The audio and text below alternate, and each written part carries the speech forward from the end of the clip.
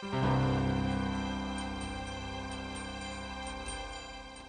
gotta tell you, I was with the greatest guy last night. We had such a good time. I met him at this bar, and he picked me up so fast, and the hotel was right across the street, and we had the best, it was the best I think I've had in a week. We had so much fun. I'm just kind of concerned right now because it seems like you had the same story last week. Well, and yeah. a few months ago, it was basically the same thing. Uh-huh. And I'm wondering if you're protecting yourself. I've got the greatest life, life. I have so much fun. Yeah, and I can see that you really enjoy your sexuality, but at the same time, are you doing something to protect yourself? What do you mean? Well, have you thought about if you got pregnant or if you got HIV, how your life would change? I know that, you really like your sexuality, and I respect that, but I was just wondering how you'd feel if something like that would happen. I'm not gonna get HIV, okay? I think people are totally blowing it out of proportion, and, it's just not gonna happen. And if it does, I'll deal with it if it happens, I'm not gonna worry about it. You can't live your life in fear, and I'm just not gonna live my life that way. I'm gonna have a good time while I'm alive and just go for it. It's really hard for me to hear this. I'm really concerned about your well-being, and What are you so worried about? I mean, I'm having a good time. Well, it's my life. Yeah. I think that I should be able to live it however I want to, and if I want to, have multiple partners and sex with different people any night of the week, I think I'm entitled to that. And I understand that, yeah. And I'm just wondering how your being with different partners is playing out with your other issues that we've been talking about, the abandonment issues with your father. I don't think that has anything to do with it.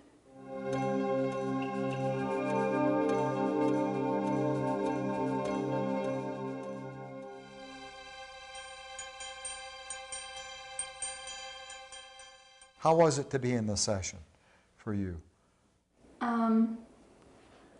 Well, it was different. I do feel like I didn't really give him much time to talk, but as you just said that, like what you just said, Richard, that you wanted to tell me that you cared, I think that would have made a difference. And you might have said that, but I didn't hear you. Mm-hmm. And I think that might have been something. I don't think I would have taken it as you imposing your values on me, because I didn't feel like you were at all. And I think it might have been in that instance, I just needed to hear somebody say that they cared about me and they worried about me. Would any of you have any ethical issue about that? About talking about safe sex? About talking about unwanted pregnancies? About talking about HIV? What do you think? I wouldn't. None of you would. Definitely not for myself in particular, because that's also a cultural value. Sexual education and sexuality in general is something a lot of times taboo. I mean, definitely I would see this situation as perhaps an opportunity to do some educating. So you could have an agenda here. An agenda would be to get the client, at least, to think about the consequences of her behavior in terms of unwanted pregnancy or diseases. But I think it would be important to make sure and ask her, I want to give you some information. Mm-hmm. Is it okay if I do? Because I think just totally just going, and telling her without, first of all, I don't think she'd listen. And second of all, I think it's important to engage her in wanting to gain this information. An important question for me is to the client, how come you're telling me all this? If I say that, I have to wait and see, okay, now what are you going to tell me? And based on what you tell me, gives me direction of where to go with you. I'm very, how come you're talking about this?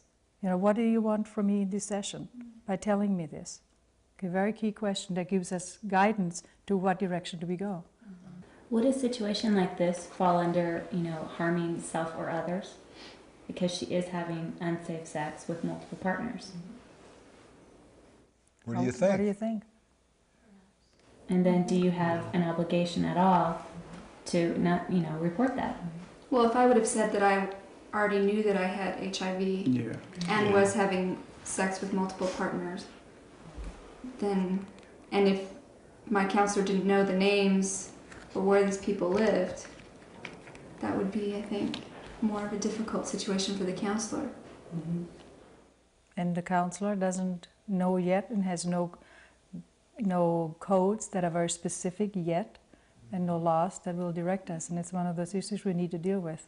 I think this is a good example of sometimes where education is certainly important, but the key is it's not just information. You certainly have to build rapport, and you certainly have to create a climate where she's open to being educated. And it certainly won't help to preach, because maybe she well knows this, and thinks, well, it won't happen to me.